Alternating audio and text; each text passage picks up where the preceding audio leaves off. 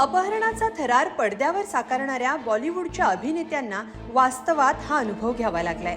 Welcome आणि स्त्री 2 अशा चित्रपटांमधून विनोदी अभिनेता म्हणून काम केलेल्या मुश्ताक खान यांचंही अपहरण झालं होतं असा दावा समोर आलाय।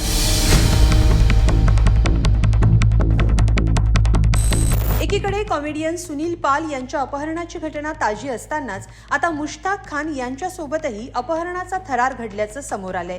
धक्कादायक बाब म्हणजे मुश्ताक यांनी अपहरणकर्त्यांच्या तावडीतून स्वतःची सुटका करण्यासाठी मशिदीत लपण्याचा आश्रय घेतला। मुश्ताक खान हे तब्बल 12 तास कैदेत होते, पण मग त्यांनी स्वतःची सुटका कशी केली?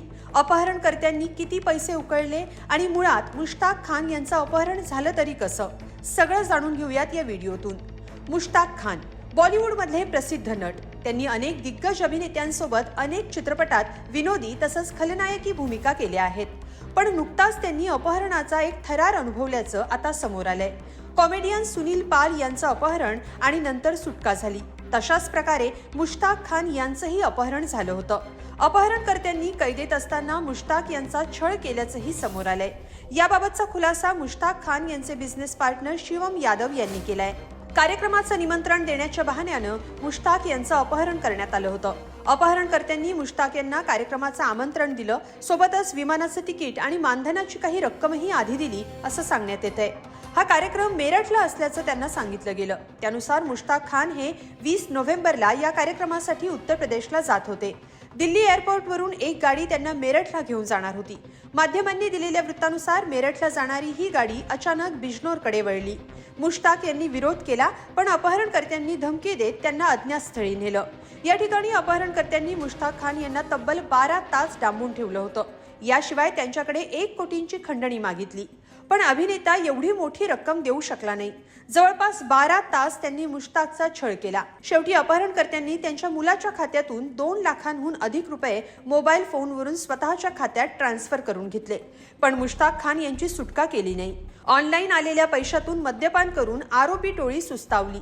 याच संधीचा मुश्ताक यांनी फायदा उचलला। खरं तर मुश्ताक यांना ते जंगलात आहेत की शहरात हेही कळत नव्हतं, पण पहाटे त्यांना अजानचा आवाज ऐकू आला। तेव्हा त्यांच्या लक्षात आलं की हा रहिवासी परिसर आहे आणि इथं एक मशीद आहे। आरोपी गुंड दारूच्या नशेत असतानाच मुश्ताक यांनी सामान तसंच सोडलं आणि केवळ बूट घेऊन तिथून पळ काढला। चौशरी इथल्या मशिदीत त्यांनी त्यावेळी आश्रय घेतला। मौलानांच्या फोनवरून मुश्ताक यांनी कुटुंबियांशी संपर्क साधला आणि अखेर ते मुंबईत घरी पोहोचले। या सगळ्या घटनेचा मुश्ताक यांच्यासह कुटुंबालाही जबर धक्का बसल्याचं सांगितलं जातंय। या संदर्भात बिजनोर पोलिसात तक्रार दाखल करण्यात आली आहे। पोलिसांचा तपासही सुरू आहे। मुश्ताक यांना पाठवलेलं विमानाचं तिकीट, एअरपोर्टचं सीसीटीव्ही फुटेज तसंच बँक ट्रान्सफरचे डिटेल्स अशा सगळ्यांच्या आधारे आरोपींचा शोध पोलीस घेत आहेत। काही आरोपींना पोलिसांनी ताब्यात घेतल्याचीही माहिती समोर आली आहे। सुनील पाल आणि मुश्ताक खान यांच्या अपहरणाचा हा कट एकाच टोळीनं केला असण्याची शक्यता वर्तवण्यात येते। त्यानुसारही पोलिसांचा तपास सुरू आहे। या व्हिडिओबाबत तुम्हाला काय वाटतं हे कमेंटमध्ये नक्की लिहा आणि lokmat.com ला सबस्क्राईब करा। धन्यवाद।